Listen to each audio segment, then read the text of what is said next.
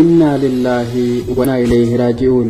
السلام عليكم ورحمة الله وبركاته. هشما ilmaan Oromoo warri carraa lubbuun jiraachuu argattan hundi keessan nageenyi Rabbii bakka jirtan hundaatti simbira haa jiraatu. Obboleettiin keenya tun maqaan ishii Kamiyaa Xaahir yookaan Aziizaa Xaahir jaamti. Iddoon dhaloota ishii Oromiyaa godina Baalee aanaa Barbaree ganda Haroodu malitti dhalatte. Akkuma nama kamuu hojjedheen if jijjiiree maatii kiyyaaf jijjiiraa jetteeti imala ishii gara Suudi Arabiyaatti fuula deebite. Maatii ishiitti nagaa dhaammattee guyyaa nagaa wal nu haa agarsiisu jettee gara Suudi Arabiyaa qalabaadhaan yeroo jalqabaatiif imalte. Biyyi ormaa fi haati ormaa keessummummaa nama bulchiti malee umrii nama waliin waan hin jiraanneef haati ormaa itti jabaattee manni ormaa fuula itti micciirran jalaa lubbuu ofii oolfachuuf baafattee akka nama kamuu barraa galadatti. Barraa jechuun xalabaa jalaa erga baatee jechuudha. Utuma haala kanaan hojjetaa jirtuu baatii yookaan ji'oota muraasa dura dhukkubsattee mana yaalaa dhayite.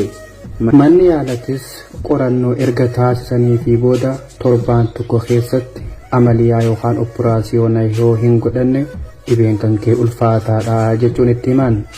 Obboleettiin keenya kunis torbaan san keessatti waan maallaqan arganneef dhibeen ishiidha itti caalaa dhufe.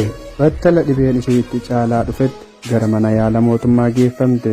Manni yaalaa mootummaatis qorannoo erga taasisee fi booda dhibeen ishii ulfaataa ta'u itti hime. Erga karaa kanaan abdii kutattee booda manni yaala mootummaa erga firraa geggeessee gara biyyaatti galuudhaaf poroosa jalqabde. Poroosa sunilleen utoo hin milkaa'in hafe. Sababni poroosasa milkaa'uu dhorke keessaa tokko namni xalabaadhaan ishii geeffatee gara Suudi Arabiyaa ishii fide akka ishiin jalaa badde waan hin akeekkachiisiniif poroosasni harkaatti qabame. Harka mootummaatti kennattee mana hidhaa galte. Hatattamaan gara biyyaa akka galtuuf carraaqqii taasifte. Sunilleen osoo hin milkaa'in hafe. Dhukkubbiin mana hidhaa keessatti itti cimaa waan dhufeef mana hidhaa keessatti guyyaa 2 dura boqattee argamte. Obboleettii keenya Aziizan gaafa lubbuun turtetti hiriyaa ishiitii bilbiluun dhaammannoo garaa nama raasu dhaammatte.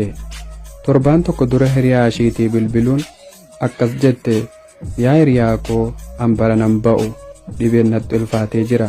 Amma na dadhabsiisa if wallaalaan jira.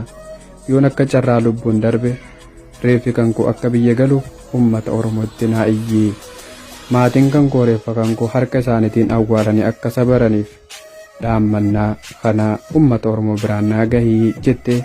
San cinaatti immoo abbaa mana kootiitiinis dhiifa manaaf ji'iinii jette dhaammannoo garaa nama raasu dhaammattee gara lafa dhugaatti imalte. Obboleettii keenyaaf Rabbi jannatul firdawsi haa kennuu fi maatii gara gadditti galeef Rabbi jajjabinaa kennuu fi ulfaadhaa lafa jirtanitti nagaa ta'a.